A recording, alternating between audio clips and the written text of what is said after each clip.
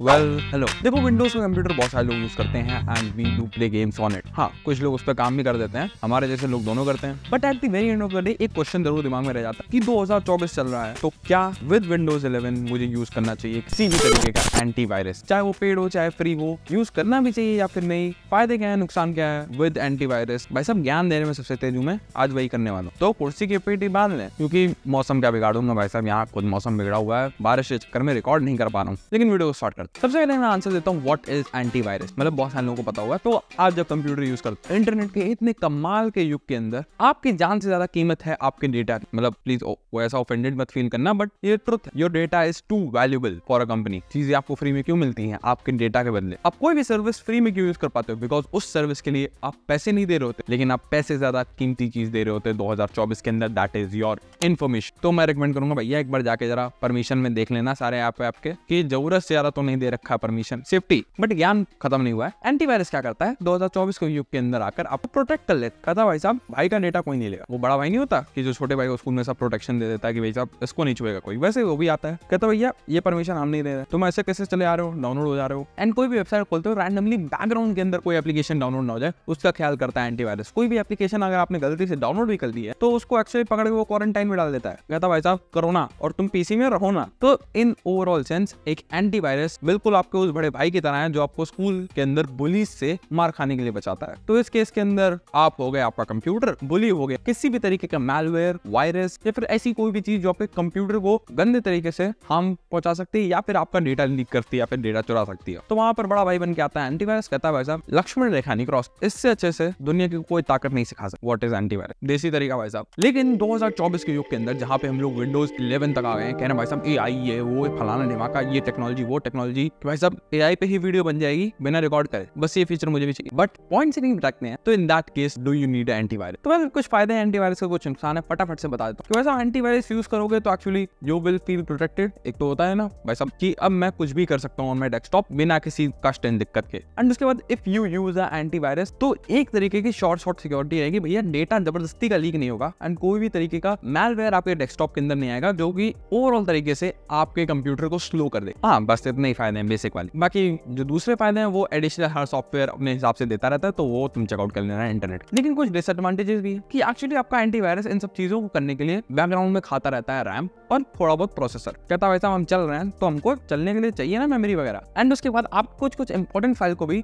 ये कभी कभी मूड में आके कहता है नहीं तुम भी नहीं रहोगे, मतलब सबको निकाल रहे हैं तो तुमको भी निकाल देंगे। फॉर एग्जाम्पल आपका बड़ा भाई जब आपको बुली से प्रोटेक्ट करते करते कभी कभी आपके दोस्तों को भी एक दो जड़ देता है, खुन्नस में ही सही जड़ देता है ना, तो वैसे ये भी आपकी इंपॉर्टेंट फाइल को कभी कभी जड़ देता है। तो थोड़े बहुत इश्यूज हो जाते हैं and specifically with gamers and streamers, content creator, इन सब लोगों के लिए तो थोड़ा ज्यादा ही दिक्कत कर देता है। स्पेसिफिकली मेरे साथ कई बार हुआ है वैसा, गेम की इंपॉर्टेंट फाइल उड़ा ही दी, गेम की सेव फाइल उड़ा ही दी, तो कभी कभी बच के भी रहना पड़ता। लेकिन ये तो थोड़े मोड़े प्रोज एंड कॉन्स थे। लेकिन क्या तुम्हें एक असली एंटीवायरस की जरूरत है? Well the answer is actually no and yes at the same time. Well आज के युग के अंदर if you are using Windows 11 या फिर विंडोज 10 तो डिफॉल्ट विंडोज डिफेंडर नामक एक बालक तुम्हारे डेस्कटॉप के अंदर इंस्टॉल होकर आता है या फिर लैपटॉप के अंदर, भेदभाव नहीं करते भाई। इन दैट केस सिनेरियो लगभग 80% लोगों को नहीं जरूरत है किसी भी external antivirus, because Windows defender background में रहकर सारे काम बहुत आराम से कर देता है, बिल्कुल आपके कंप्यूटर को प्रोटेक्ट कर लेता है काम भर का with all the major securities provided. And majority of the times आपको बचना होता है किसी भी तरीके के इंटरनेट सोर्स से, यानी कि ब्राउजर पे हो कोई चीज बैकग्राउंड में डाउनलोड नहीं हो रही या फिर आप किसी भी गलत वेबसाइट के लिंक के थ्रू कहीं और तो नहीं पहुंच जाते हो। तो मेजर आपको इंटरनेट से बचना है, क्योंकि अगर इंटरनेट से बच गए तो वही गलत चीज आपके कंप्यूटर के अंदर इंस्टॉल नहीं होगी तो विंडोज डिफेंडर की ऐसी की तैसी। तो आप एक तरीके का ब्राउजर के लिए आता है, तो आप एक तरीके का गूगल क्रोम के अंदर जाकर ब्राउजर के लिए एक्सटेंशन आते हैं कुछ, या फिर एक तरीके का ब्राउजर सिक्योरिटी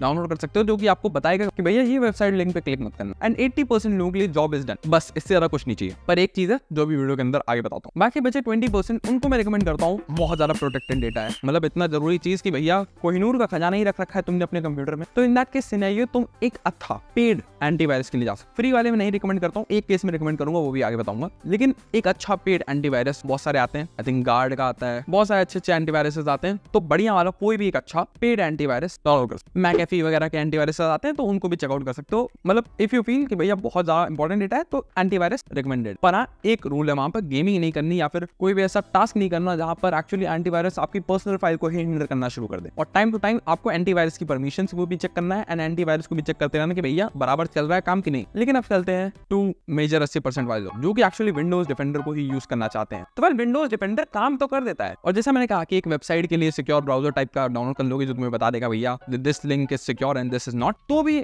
महीने में एक बार मैं रिकमेंड करता हूँ, बिकॉज ये चीज मैं भी फॉलो करता हूँ, कोई भी फ्री एंटीवायरस जो भी पूरे विश्व लोग घूम रहा हो उसको डाउनलोड करो महीने में एक बार या फिर 2 महीने में एक बार, एंड पूरे डेस्कटॉप को अच्छे से स्कैन। विंडोज डिफेंडर में भी स्कैनिंग का ऑप्शन है, पर जितना मुझे पता है, जितना मैंने ट्राई किया है, वो कभी कभी एंटीवायरस की फाइल्स जो कि पोटेंशियल एंटीवायरस होती है उसको स्कैन ही नहीं करता, क्योंकि उसको गेम की फाइल स्कैन करने से फुर्सत ही नहीं हो। गेम में 5 वायरस बता देगा लेकिन असली के वायरस को नहीं होता है। तो बिकॉज ऑफ दैट रीजन महीने में एक बार एक तारीख फिक्स कर लो कि भैया इस तारीख को मैं अपने कंप्यूटर को बिल्कुल साफ कर दूं, बिल्कुल पोछा मार दूंगा कंप्यूटर के अंदर। तो बस उस तारीख को बढ़िया एंटीवायरस डाउनलोड करो। एवेस्ट वगैरह का मैंने भी यूज किया है, तो वो ठीक ठाक काम कर देता है मेरे लिए एटलीस्ट। बढ़िया डाउनलोड करने का, रन करने का, फाइल्स को वो हमारे बढ़िया से स्कैन कर देगा, डीप स्कैन प्रॉपर तरीके से, एंड वहां से जो भी चीजें होंगी उसको हटा दें या फिर क्वारंटाइन में डाल दें। एंड उसके बाद एक्चुअली तुम एंटीवायरस इटसेल्फ को भी इंस्टॉल कर दें, क्योंकि नहीं तो वो बैकग्राउंड में जाकर भैया आधा तो सर खा जाता है। कभी कभी एंटीवायरस जब परेशान करने वाला है तो बहुत परेशान कर देता है, बिल्कुल फाइल ही नहीं खोलने देता, कोई कभी कुछ नहीं खोलने देता। एक दिन तो ससुरे ने व्हाट्सएप ही ब्लॉक कर दिया मेरा। तो because of that reason antivirus को इंस्टॉल करिए, स्कैन करिए, वायरसेस को इंस्टॉल करिए, उसके बाद एंटीवायरस को भी लगे हाथ राम नाम करके भेज दीजिए, और 1 महीने बाद ये प्रोसेस वापस से दोहराए। और विद दिस एक छोटी सी रिकमेंडेशन, बिकॉज मैं एडिटिंग करता हूँ, बहुत सारे लोग एडिटिंग करते होंगे या फिर गेम वगैरह खेलते होंगे, तो बहुत सारी ऐसी चीजें हैं जो हम लोग डाउनलोड कर लेते हैं जोश जोश में, भैया ये क्या है, क्यों है, या फिर बहुत सारी ऐसी सेटिंग्स हैं जो कि हम लोग फॉर द टाइम बीइंग कर देते हैं कि भैया ये भी आउटपुट नहीं आ रहा तो अभी ये कर देते हैं। कोडिंग वगैरह जो लोग करते हैं वो भी थोड़ा समझ पाएंगे, भैया ये सेटिंग कर दी,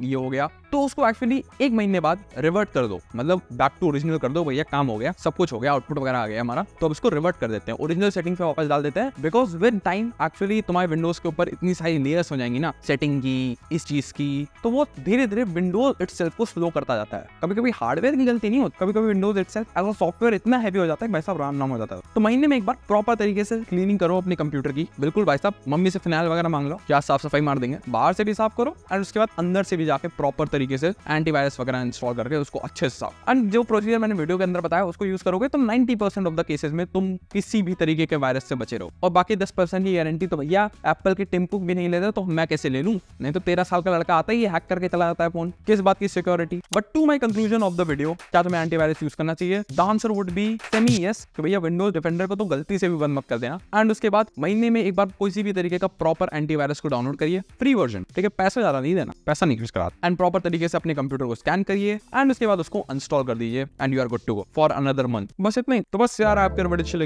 लगी हो तो लाइक कर देना, चैनल पे नहीं हो तो सब्सक्राइब को दबा देना, because that is very important. बाकी मैं बताऊं तुम लोग से अगली वीडियो में, तब तक के लिए पीस आउट। चैनल पे जाओ, अन्य वीडियो चेकआउट करो, बाय। बाकी तुम कमेंट सेक्शन के अंदर बता सकते हो कि इससे महंगा एंटीवायरस तुमने कितने का देखा। मैंने 5000 रुपए का एंटीवायरस